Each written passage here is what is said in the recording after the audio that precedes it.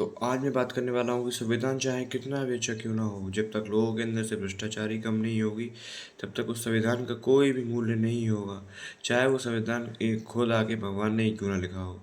ये बात कही थी हमारे doctor B are Ambedkar ji ने, जिन्हें कि फादर ऑफ कॉन्स्टिट्यूशन भी कहा जाता है।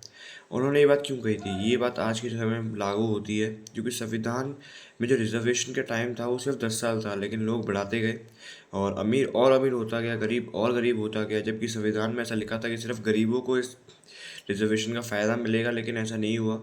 सब लोग इस रिजर्वेशन का फ़ायदा लेने लगे।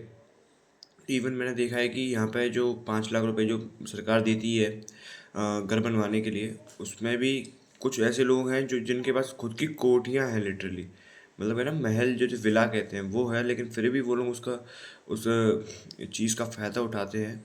और जबकि एक जो गरीब है उसे ऊपर कमीशन देना पड़ता है कि अगर 5 लाख उसे मिले हैं तो 2.5 लाख रुपए उसे बीच में देने पड़ते हैं, तब जाके उसके 5 लाख रुपए लागू होते हैं उसके ऊपर। तो यही सारी चीज़ें होती है मेन मेन। तो अगर ऐसा है तो क्या सही में ये देश हमारा ही है या फिर किसी और का है? क्योंकि हम ईवी इसलिए खरीदते हैं क्योंकि पेट्रोल का प्राइस बढ़ गया है। हम इसलिए ईवी नहीं खरीदते हैं कि हमें पॉल्यूशन की पड़ी है और किसी और चीज़ की पड़ी है। तो बस यही मेरा सवाल है। धन्यवाद एवं शुभ दिन। साधन रहे, सुधर रहे।